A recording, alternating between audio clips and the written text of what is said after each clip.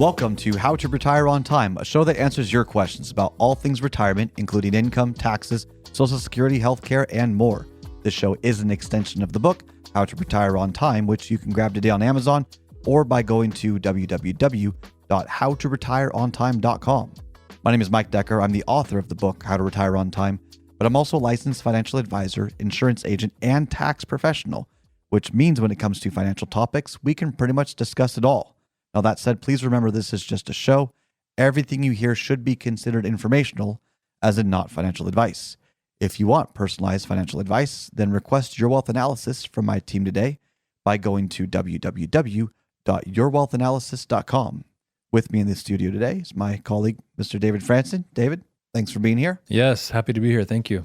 So David's going to be reading your questions, and I'm going to do my best to answer them. You can send your questions in by either texting us to 913-363-1234. That's 913-363-1234.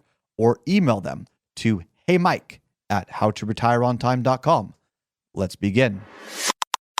Hey, Mike, how would you plan differently if you had someone with $2 million in their IRA versus someone with $2 million in a brokerage account? It's a tricky question.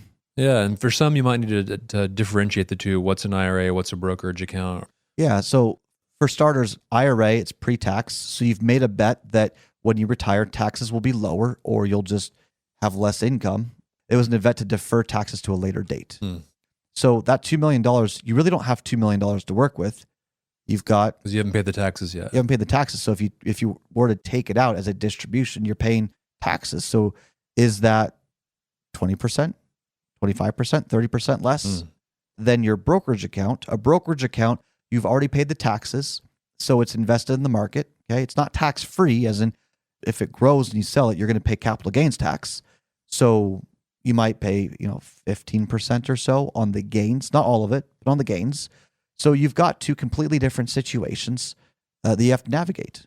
So let's just take them one at a time. All right. Sound good? Yeah, let's do this. Let's do the IRA. This is probably the more common one. People really focus on their 401k. They put a lot of money in their IRA and they've deferred their taxes. So the question really at hand is, how old are you? How much time do we have until Medicare starts at age 65? And then when do your RMDs start, which is 73, unless they change it again. Okay, RMDs are when the government starts to require you to take distributions from your account. They say, hey, we've let you defer it, but we want to get paid and we don't wait until you die. So we're going to force you to do this.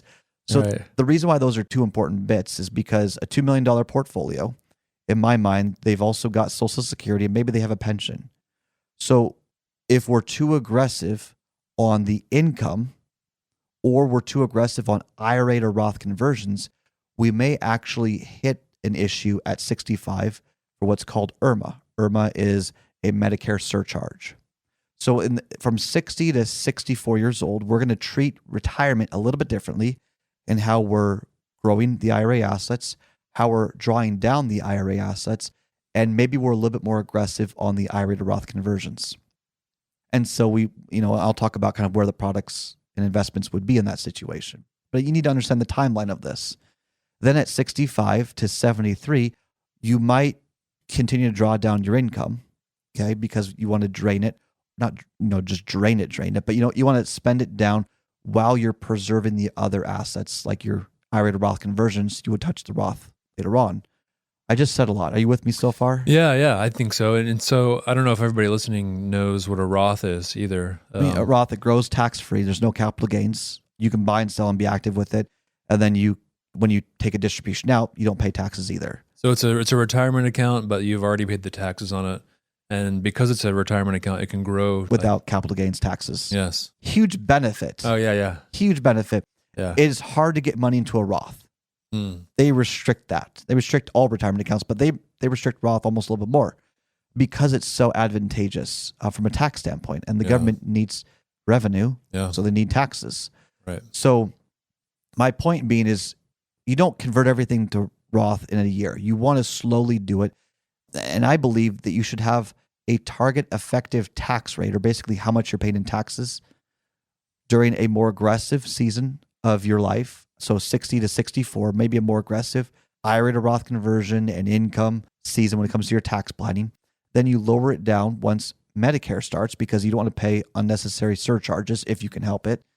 And then you do that until 73. And then at 73, the ideal situation is you've baked in your RMD into the income. So let's say at 73 years old, you've got half your income coming from your RMD and the other half is coming from your Roth. Now you've got a very low tax situation. You've strategically planned it in such a way that you've balanced it. You didn't go all extreme on one or the other. What most people don't realize, that I have found at least, is that the zero tax bracket is actually not good for you. It's the lowest two tax brackets is where you want to be because you have the standard deduction for life. Yeah. As long as they don't get rid of the standard deduction, that's a tax advantage that you can incorporate in. And the standard deduction, since what, 2017 or so? It's been pretty high. And it's been high. It's expected to stay pretty No. high if Trump gets it through the tax plan. Yeah. So that's with the IRA one. Now, what assets would I include in here? Well, I would probably use or recommend our models, assuming that that's appropriate. We have different models for different people, but they're actively traded. But the active trading is not an issue because they're in retirement accounts. You're not dealing with capital gains. I have found when you just want to grow your money, absolute return models, fundamental models, I mean the momentum models, trend following models, they do rather well in up markets. They help preserve assets in the down. They're not protected, but they help in the down markets, and they give you a fighting chance, in my opinion, during flat markets. David, whether you knew this, well, you know this because we do this in the show, but many listeners might not realize that markets can go flat. The equities market can go flat for 10 years. That's suffocating for a retiree. Right. So we use models that also give people a fighting chance to make money in a flat market. Now, in contrast, if we were to have $2 million back to the pre-tax, I would fund the appropriate amount of the assets into our reservoir. So reservoir is anything that offers protection and growth. It lacks liquidity, but you can't have your cake and eat it too. And so the idea is a part of your portfolio is protected, has reasonable growth potential so that if the markets were to crash, you can take income from your reservoir and allow your other accounts time to recover. If the markets crash, you have your safety net with the reservoir. Why does the city have a reservoir of water? In case of drought. Yeah. They don't use it or have to use it all the time. It's just when they need it. Right. That's the point of having a part of your money in a portfolio. I don't understand why people still have a part of their money in a bond fund. Bond funds aren't safe. Bond funds can lose money. Debt's a continuing issue. We've seen that maybe the Fed doesn't control bond rates as much as we would normally assume. There's a divergence within market sentiment and how bond funds or bonds specifically are being received. So we need to understand these newer dynamics and adopt to a more modern portfolio. Yeah. Now, when you look at a non-qualified portfolio, I still would fund the reservoir because everyone needs to have some protected accounts for whenever the markets crash next, because the markets will crash. Over the next 30 years, I'd be willing to bet the markets crash at least once or twice because never in the history of markets have they ever done 30 years of pure growth.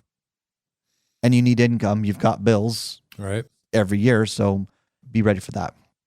But in addition to that, I would probably move the growth to be more focused on things like special ETFs, so institutional ETFs that kind of were more active, but they didn't give you a bunch of capital gains issues.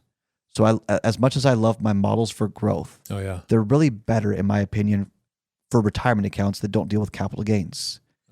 Because if you actively trade non-qualified assets, brokerage accounts, the money you've already paid taxes on that's subject to capital gains, if you're actively trading on them, you can create all sorts of tax issues that bump into Medicare issues because you're getting taxed at the income rate, not at the capital gains, long-term capital gains rate.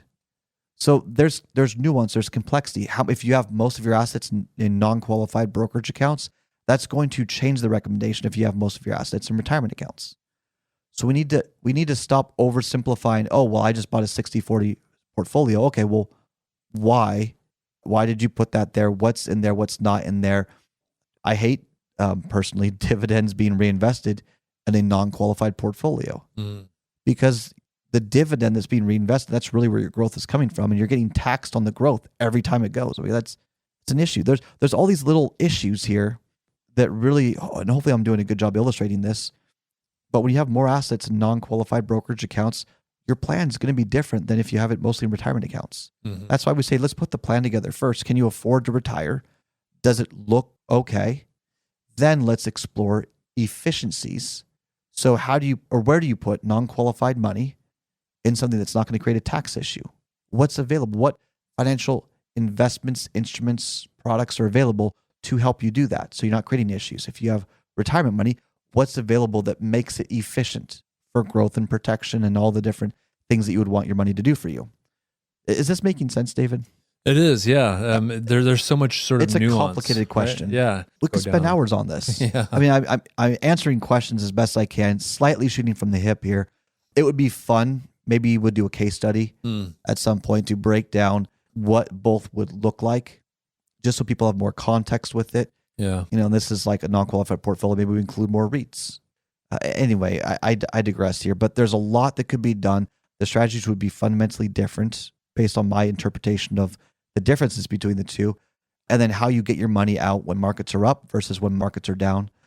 Very different situations. It might not seem like it's different. Oh, you saved $2 million. Taxes. Everything is affected by taxes. Mm-hmm. So your tax situation is going to affect the recommendations.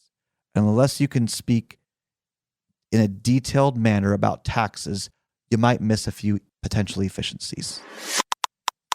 That's all the time we've got for the show today. If you enjoyed the show, consider subscribing to it wherever you get your podcasts. Just search for How to Retire on Time. Discover if your portfolio is built to weather flat market cycles, or if you're missing tax minimization opportunities that you may not even know exist. Explore strategies that may be able to help you lower your overall risk while potentially increasing your overall growth and lifestyle flexibility. This is not your ordinary financial analysis. Learn more about Your Wealth Analysis and what it could do for you regardless of your age, asset, or target retirement date. Go to www.yourwealthanalysis.com today to learn more and get started.